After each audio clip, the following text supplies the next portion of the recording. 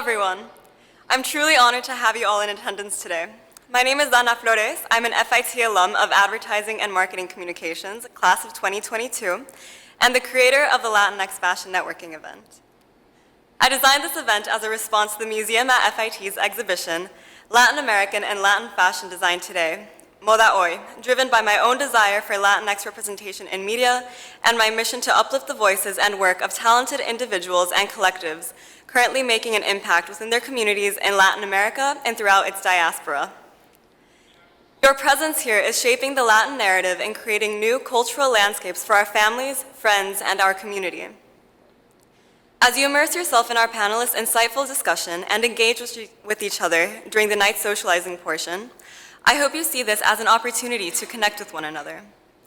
Through sharing cultural insights with peers and industry professionals, you may discover stories that resonate with you, and let the accomplishments of your contemporaries as well as your own achievements propel your career forward. Thank you, Dr. Brown and the Diversity Council for seeing the potential and selecting this project. Thank you to the curators and the museum at FIT, Tania Melendez Escalante, Melissa Marra Alvarez, for guiding me and trusting me with the autonomy to lead this project, and for serving as mentors and inspirations, and for your Moda Hoy exhibition. To Nicole Finnegan and Diza for being so willing to establish a connection between your institutions and being so generous with the resources of the Social Justice Center, and to Zainab Floyd for her planning and sharing insight with me during our brainstorming sessions. Please join me in welcoming our panelists, Aldo Araujo, Renata Quijano, Edgar Garrido, Grismar Bueno, and moderator, Melanie Sanchez. Thank you.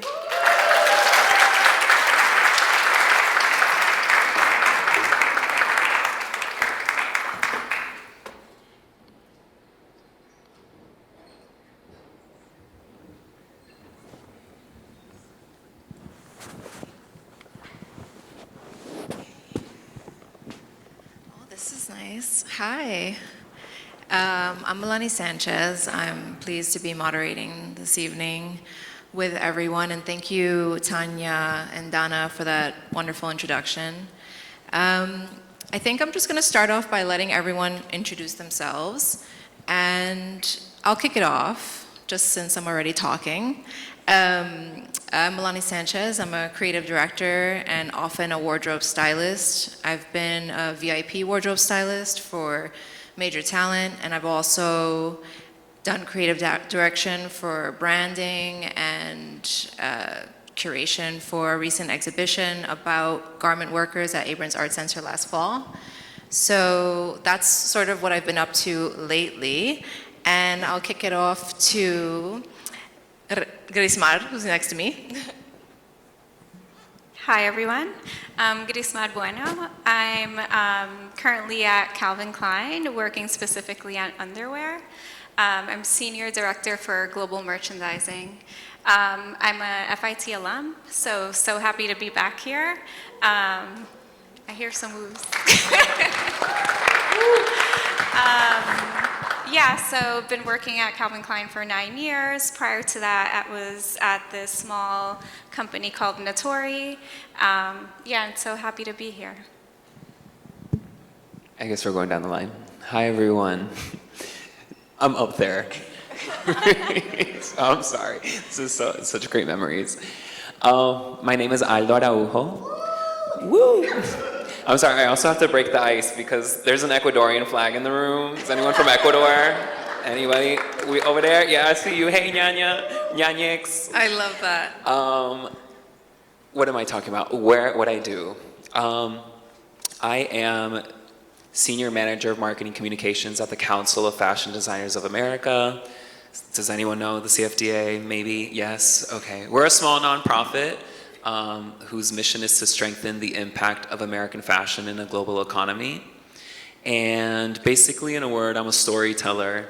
And the way I see my work is to elevate the work of our industry, the creatives that make a part of it, from every cycle of that.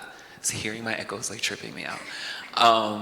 But from students like yourselves, if any of y'all are students in here, all the way through your career as a designer or as an artist or however you see yourself. And apart from that, I like to have fun. I like music. And I don't know what else I'm supposed to say. Please. I'll take it from here. I'm Renata Quijano, proud Mexican. You saw some pictures of me earlier. Yay, Mexico! I am the fashion and beauty editor for Univision's new digital lifestyle platform called Atentamente Victoria, which I love because it was born out of a need. We detected that there wasn't content being made for Latin women in the US. They were consuming content made in Latin America or in the US, but not catered totally to them. So we created a platform to encourage them to love every part of their being, to honor their culture and pass it along, because a lot of our consumers are mothers. So we just want them to feel loved and to make them love themselves. Also, I am the first generation of plus-size models in Mexico. Yay! So yeah, fashion and beauty is what I eat and breathe every day. Inclusion and diversity.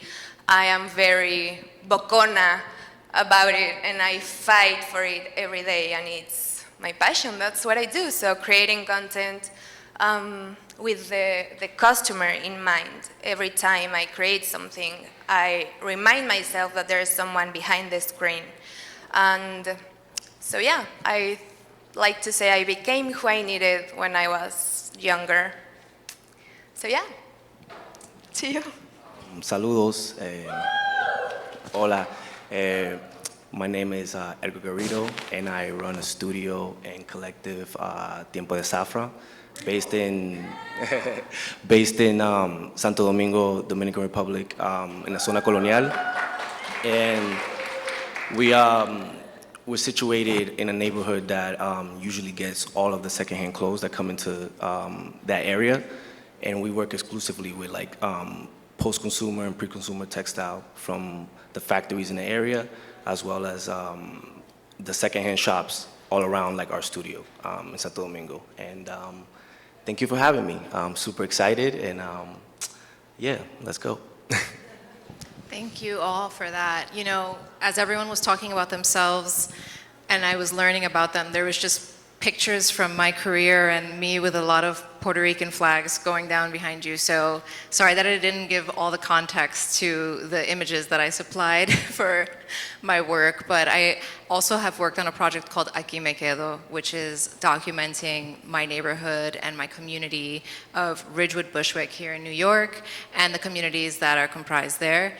And looking at that and hearing responses, you know, just for this evening, I think, you know, in terms of talking about what we're doing and how our Latin identity plays a role in that, I want to just start to get into that right away. And I want to talk to Renata, who brought up such beautiful ideas right away. So, you know, you explained to us that you saw a need in the market, but now that you have a space to feed in that market, I guess I'm wondering, how does your identity continue to play a role in executing that? I don't think I would be who I am without my background. Like growing up in Mexico, seeing all those beautiful colors, patterns, music, the creativity, resourcefulness, and resilience that Mexicans and Latin people have in our soul, it just pushes me every day to do what I do and to know that there is no limits, because Latinos know that we bloom wherever we are planted. There is no doors that close to us. So every day I'm reminded that my work has a relevance way bigger than a video posted on social media. My words have a relevance.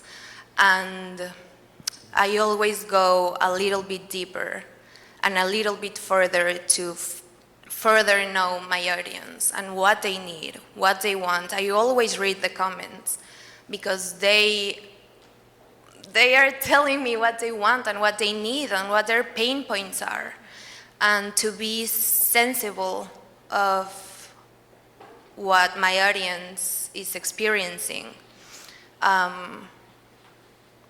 That's, I think, what pushes me every day to wake up and create for them, and to fill in the gaps that I notice there are. There wasn't content being made for plus-size women. There wasn't clothing being made for plus-size women. We had to come up with the solutions, the creativity, and the resourcefulness of the Latin community. So being not afraid to speak up, even in my workplace. I think, I don't know if I wandered off the question, but I think, yeah, those creativity and resilience are a part of my work every day. Beautiful, and no, you didn't stray from the question. And then thinking about speaking up in the workplace, I'm thinking about this gorgeous vertical that I know Aldo worked on at the CFDA called Latinx and Proud. And I'm curious, how have you seen representation there in that space? Did you form that column, and how did you make the space and continue to communicate about your identity at your work? That column, there's a picture of me at Love Ball. That column, Latinx and Proud, I started when I got hired at the CFDA. You know, I'm the child of Ecuadorian immigrants that arrived in Miami in the mid-'80s, and I was surrounded by Latin culture in Miami, and my parents don't speak any English. They wanted me to be a doctor. My dad wanted me to be a professional soccer player. I wanted to be Andre Leontali, and rest in peace, and sitting at the front rows and writing about fashion. And I didn't go to school for fashion, but I went for writing because it's always been a passion of mine. And we were just talking about this backstage. I was like on early fashion Tumblr. Anyone remember Tumblr? And other just like fashion blogs, and just yearning for that, and yearning for New York, even though I had never been there. I didn't know a lot of things, but New York felt right. There was this magic and allure. And when I graduated school in Florida, I came to New York. I didn't have anything figured out, but serendipitously enough, I applied for a job at the CFDA. And within, I think, almost 2 months of being in New York, I heard back, and I interviewed, and I got hired to work in the Fashion Week team. And I know I'm gonna get to the column. I know, this is long-winded. But, you know, I saw this position as a service position to the industry, where we had resources to help designers tell their stories in these New York Fashion Week platforms, in a space to share their collections. And as a nonprofit, we get to wear a lot of hats. And I went to school for writing, so it was as simple as asking my CEO, Steven, who I thank him so much for believing in me, hey, I have this idea, can I do it? And he was like, I love it. So I took my little point and shoot film camera, and I was like, you know what, I work at the CFDA. It means a lot to some people. Some people may not know it, but I think I can get access to people that I've always wanted to talk to. And I reached out to people like Narciso Rodriguez, and I reached out to people like you, Milani, to write on this, people that I admire, because I wanted to have just a record of the work that we do as Latinos in the fashion industry that I had not seen before. And this was in 2015 and 16, when I think DEI, this may be inflammatory, but it feels a little topical now. But I wasn't even operating out of that space. I was just like, I grew up reading Hola magazines in my mom's bathrooms and flipping through, and it was just about like La Reina Sofia and all the royals. But you know, and I loved Vogue, but I knew there were Latinos doing incredible things, and that was where that desire came from. And I didn't realize that it would mean that much, because again, I was a kid with a point and shoot camera asking to speak with Narciso Rodriguez, and I was 21. and I was speaking to Esteban Cortázar, and I was speaking to Joan Smalls and Melanie Sanchez, and it was just a chance that I took on myself to do that and to write that and to feel kind of exactly like what you said, see the things that I wanted to as a kid, because we're here and that's what I wanted to do. That's so important. Thank you for that, Aldo. I will say, to bring in some drama, when we spoke for the first time in 2017, Aldo wrote this gorgeous piece. Wait, I'm sorry, this is Victor Alfaro, and he's an amazing designer. He was shot by Francesco Scavulli, who does all the Cosmopolitans, but anyway, if you don't know Victor Alfaro, you should. This is your photo? This is my photo, yeah, and this is Raul Solis. Whoever's doing the presentations, y'all are killing the timing. Raul Solis. There's gonna be a picture of Melania up here. So Oh, just look really? at I'm it. coming Yeah. soon. Well, just to give a little context in the room, you know, Aldo reached out to cover me for this profile. Hello. And, you know, it's emotional for me because you're the first person who ever put accents on my name, and I did that from then on. I'm gonna cry. But yeah, you gave me the words with which to talk about my identity in my career. And I'm like getting shaky for the first time, but it's because I never talked about being Latina in my work ever until you wrote these words that gave me, I was like, oh, there's strength here, there's confidence, this has value, this sounds good, this is original, this is true. And so yeah, important work.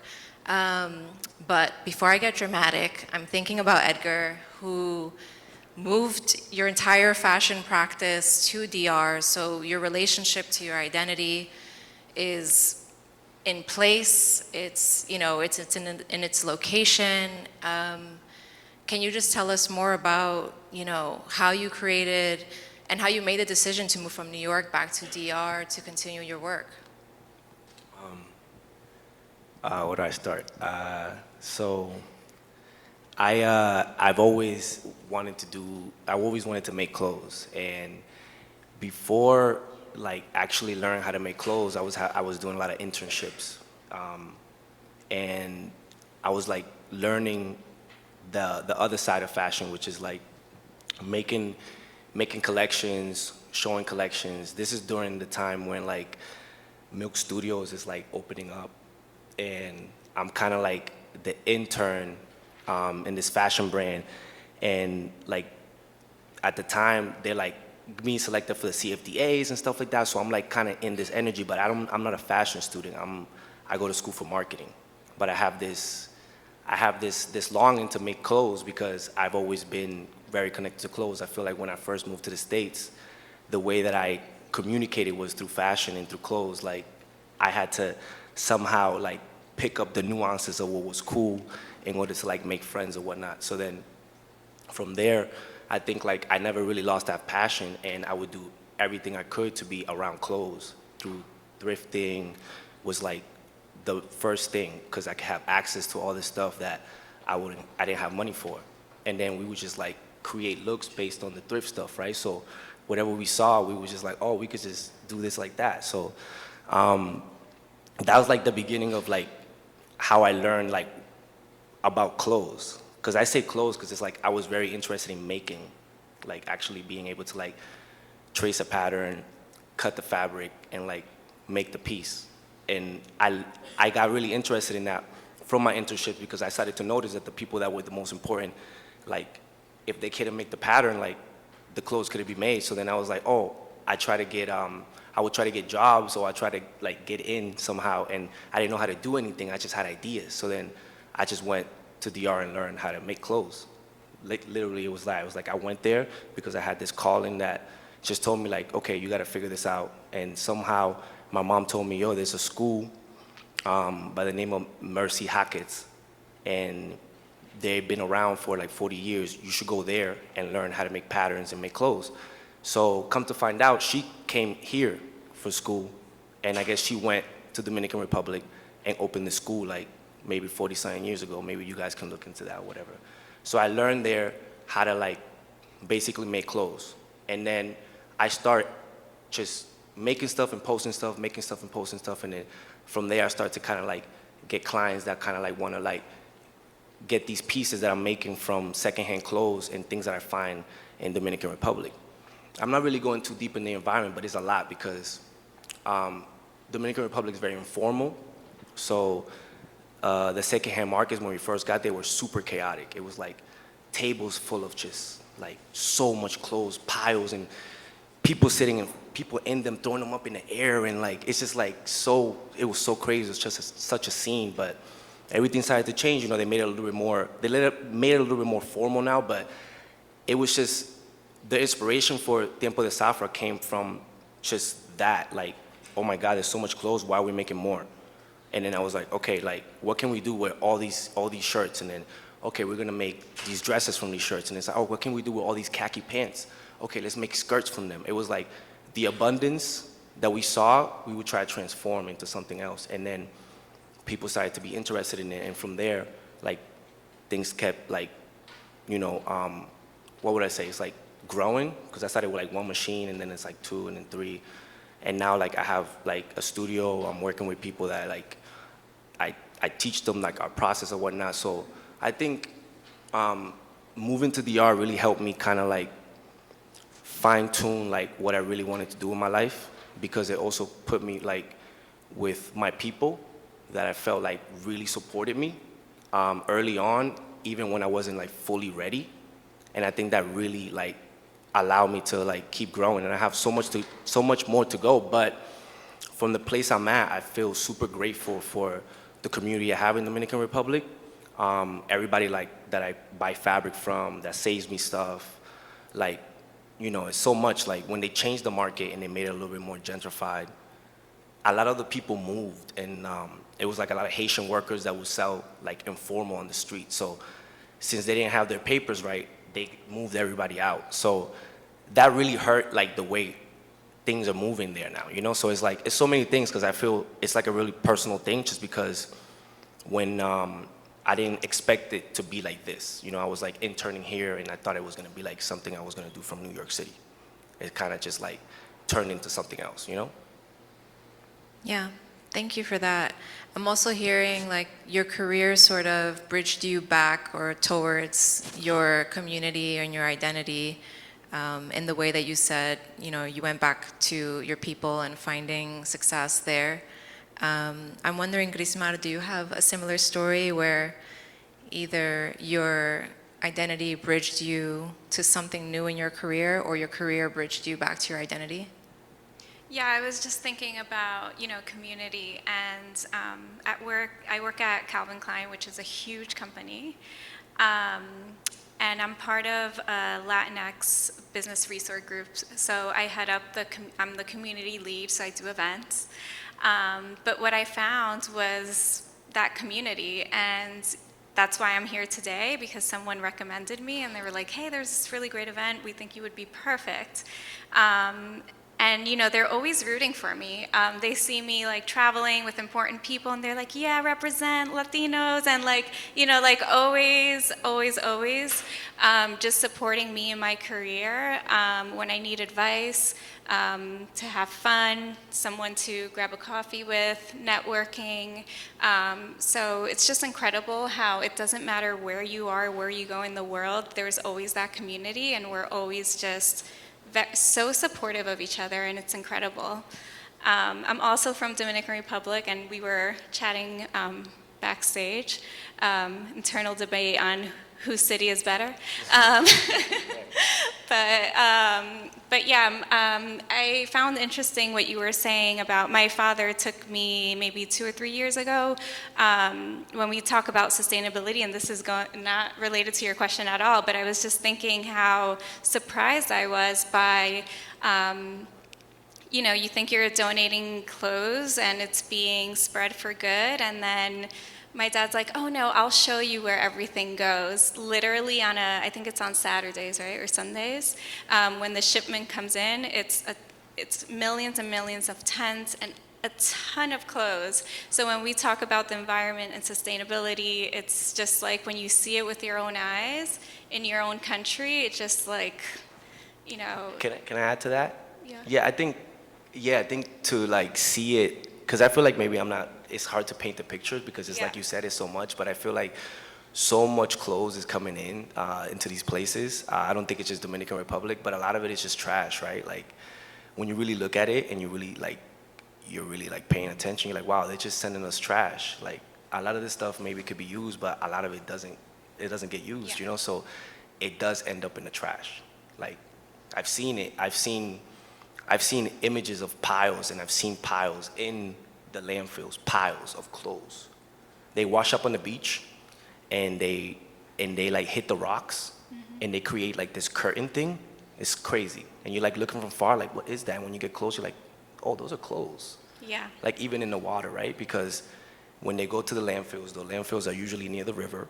They wash down, and eventually end up on the shores. Yeah. You know, and it's just clothes. That's how much clothes we have in the world. It's crazy.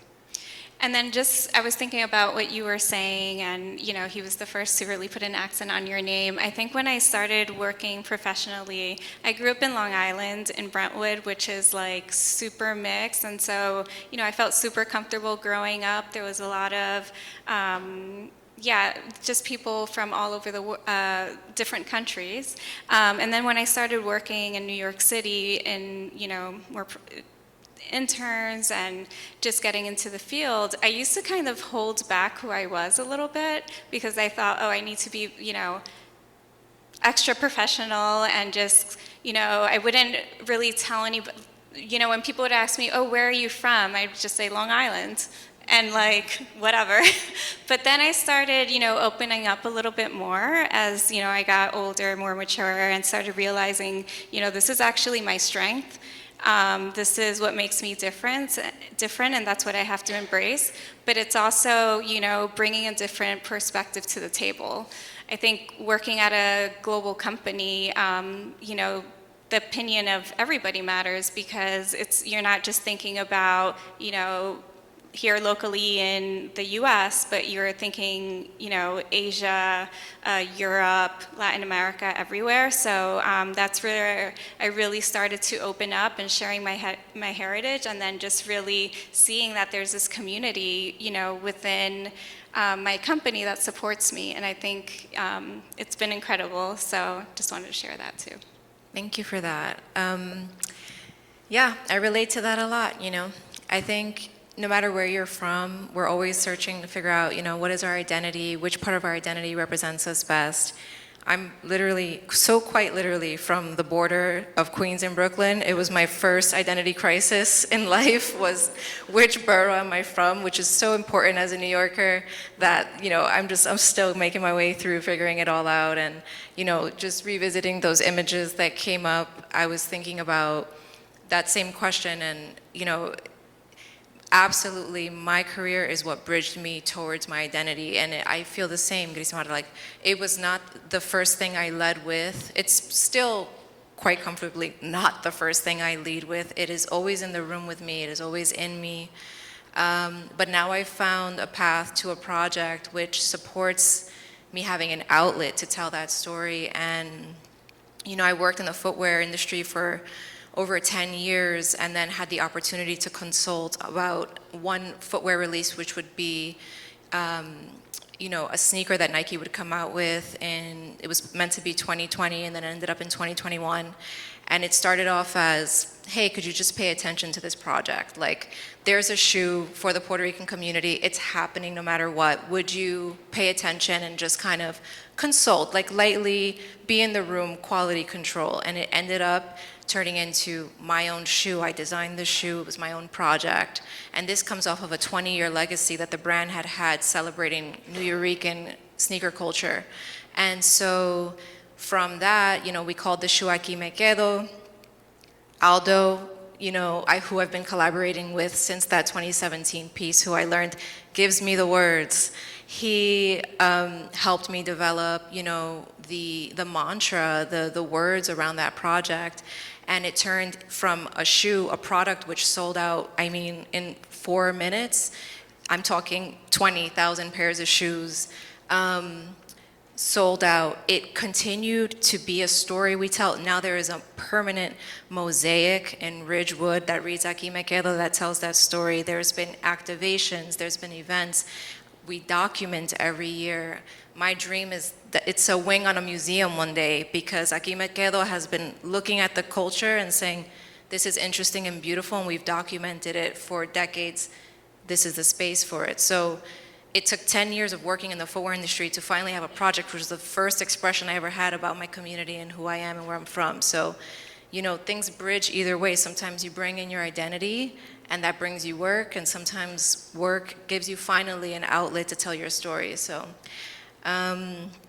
I want to get into my next sort of question, and just to sort of get us ready into the premise of this event, which is networking, and to give everyone some skills. You know, I was thinking it'd be nice for us to go around and talk about what literally is networking for you. Like, what does it look like in your career? And that can be as simple as how quickly do you send an email back, to how you start conversations or whatever. Like, let's leave people in the room with the reality of what that is. So if anyone wants to go first, or else I can pick, but just tell us, you know, what does networking look like for you?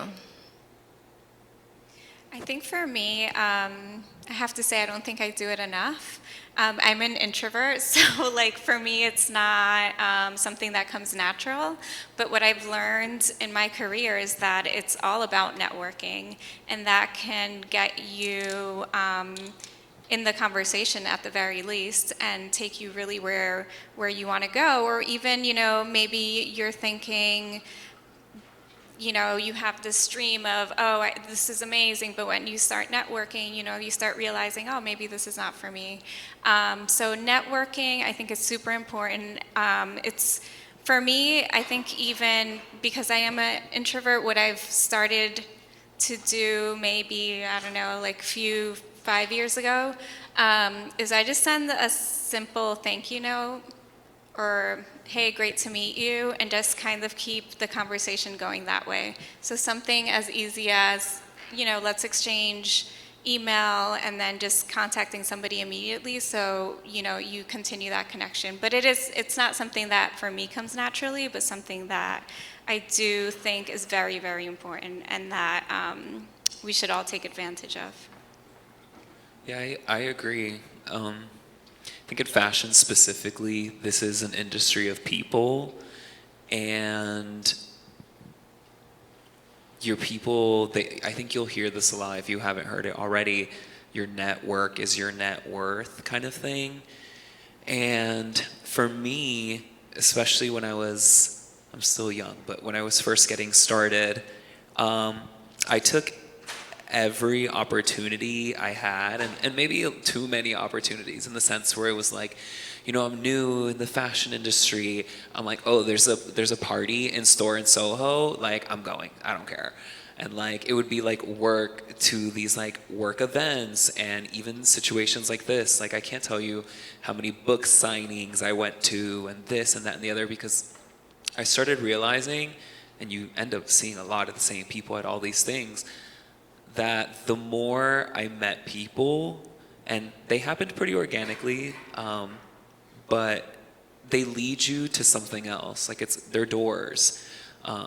People are people, they're not just doors. But, you know, when you build a network, it's kind of like you start opening and starting to have other touch points with other universes. And so I think that's something that was really amazing in every project that I work on. You know, sometimes even the people that you meet when you're young in this industry, you end up circling back to them and working on a project with them like 8 years down the line. It's like, oh my God, we were interns together in the press office, running up and down the basement, pulling garments to send to a magazine, and you and I were down there sweating, looking through racks of clothes and sending them to messengers, and then you're like, oh my God, now we're the people working on the project. So it's kind of interesting how it comes around. But I love people, and I think that's my biggest thing. Like, we're an industry of people, we'll need each other, and we do need each other. We do. I think there's two types of networking, and it's the networking that you do for yourself and the networking that other people do for you. And the key word for me is passion. When you are very passionate about what you do and you love your job and you love your work, it shows and it's contagious. Passion is contagious. And fashion it has a soul. So when people notice how much you love what you do, the word starts to spread around. You have no idea how many people have come up to me for jobs or for conferences or events like this because someone else told them about me. I am here today because someone else told someone else that I loved what I do, and that I was the person to invite because I had something to say. So that's the networking other people do for you, and the networking that you do for you. It's just being impeccable with your words, with your work ethic, with who you are, with what you do every day. My motto is to live everything that I come in contact with a little bit better, whether it's my job, my workplace, the street, if there's a paper on the floor, to pick it up, my peers, my coworkers, people that follow me on social media, people that I follow on social media. How can I leave them a little bit better? And with that, probably they won't need me right now, or they won't need anything from me. But if I made them feel good, they might not remember my name, but they will remember how I made them feel, and they'll carry me with them forever. Also, when you are completely and unapologetically who you are, people that you need to be in contact with will just come to you. Because like people call like people, I don't know how to say it in English, but in Spanish, atraes lo que eres. And if you are good, you attract good. And also, the digital world is a blessing. If you admire someone, send them a DM. You never know what can come out of that DM. If you know that someone you work with or go to school with has an accomplishment, share it, celebrate it with them. If someone fails, support them. But always try to build a community of people who have the same purpose in life that you have. That's, I think. Yeah, I like that. I second that. I have a story about like networking from I want to say it's like 2016, 15. My friends and I started like an agency, and we would kind of like pitch these ideas to do music around products or whatnot. So we worked with New Balance at that time, and how we got to like work with them the first time, and we did like 3 big events with them, and then we went on a tour where they like basically agreed that the proposal that we sent was to go on a tour to like Berlin, Korea, London, LA, and do these concerts on rooftops around a shoe they were gonna drop. And how it happened was really interesting, because I think this is like perfect like networking type thing, because I think sometimes you never know how you have to like approach a situation. I think sometimes based on like what you're trying to do, you approach it differently. That's like a type of networking too. You can do it very organically, but I think sometimes you want to do specific things. And someone gave us an email, and we just started to email it like nonstop. Like we just sent emails with the proposals, and then somebody hit us back and said, "Hey, we're going to New York. We'll meet you with you guys." And then they met with us, and we were so prepared because we had been working for like a year, like doing all these post-its and all this stuff, and like really talking about these ideas, that they said yeah. And then from there, we ended up doing like crazy parties. We went like overseas. Like I got to go to Asia for the first time. It was really incredible. And what I learned from that experience is that you really can't be scared to like go after what you want in life. Like the worst thing that can happen is that you learn some shit. Oh, sorry. You learn something. You learn something. And from that learning, you're only gonna get better. So I think that saying that says like, you know, things don't just get better, like you really get better. You really start to be more confident. You really start to move with intention. You really start to move towards the things that you really want in life. I think I second like what you were saying about the, like just things happening too, right? Where like when you move a certain way and you're that intentional and you're thinking about, you know, the things that you want, things start to just happen around you, and you have to just understand that that's something that you are in a way like creating through your actions and through the way that you think. Because it's not just like, oh, I'm sitting there thinking, but you're also, this is making you act a certain way. Like if you're very confident that you're gonna learn like to make that piece that you're gonna make, or do that technique, or create that team, or meet the right people, you're going to do it. You know what I'm saying? And then once you do it, it becomes something else. It's like maintaining it, keeping it, nurturing it, treating it right, so like it can last and it can be something that, you know, that you feel good about, you know? But I think things happen in so many different ways. My advice is just like go for it, and like just go past the fear and just do it, and then see what can happen from that, because you're definitely going to grow from it. Thank you. Go ahead. No, I just wanted to add, because what I do in my mind, I just think we're all just human beings, right? So sometimes I'm like, oh, I'm not sure if I want to go, you know, talk to this person. They're super smart or super creative, but then I'm just like, you know what? We're just all humans. So, you know, I just try to move past those feelings and just really have a conversation. And when you start having conversations, you realize like just normal people, like every day. You know, so just moving past that too, I think is important. Thank you for that. You know, I like this question a lot because you can tell how developed people are in different directions in what they're doing and what they're offering. You know, I'm asked often because a lot of people interested in fashion are interested in styling, and styling seems like it's really difficult to get there, especially if you're interested in VIP styling and celebrity styling.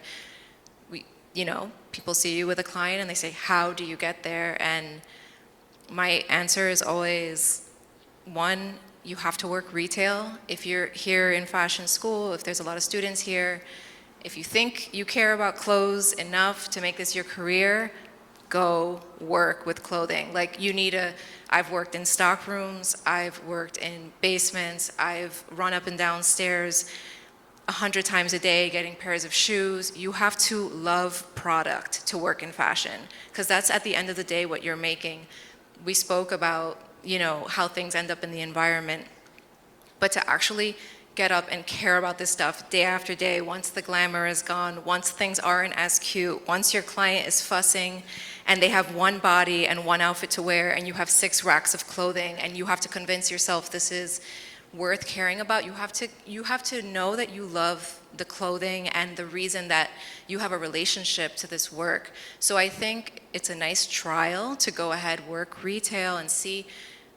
I love talking to people about clothing, or I don't. You know, you love helping that person find that pair of jeans, or helping that person decide, like, I'm this Timberland boot and not that one, and never that one, because me and my identity. You're involved in identity politics, and you need to be so invested and interested in that, beyond wanting to be able to say, I made this photo with this famous person and they wore this thing that I chose, because that is like 0.1% of the job. So in terms of networking, I always say that, like, get good with your relationship to the stuff that you're doing, because it's you and that at the end of the day. So that's me on that. Do we have, hello, I have a Time's Up card. Perfect. Is it Time's Up plus questions? Beautiful. So no questions here, but everyone's going to go enjoy some snacks and some drinks. And thank you so much to our lovely panelists. And again, to Donna and Tanya. Thank you, FIT. So this is going to be the networking portion of the event. So if you want to ask questions to the speakers, they're going to be networking with you. And to make networking easier, Dana and Zainab printed some questions that are on the table. So that could be icebreakers if you want to talk to someone and you don't know how to start a conversation. So enjoy.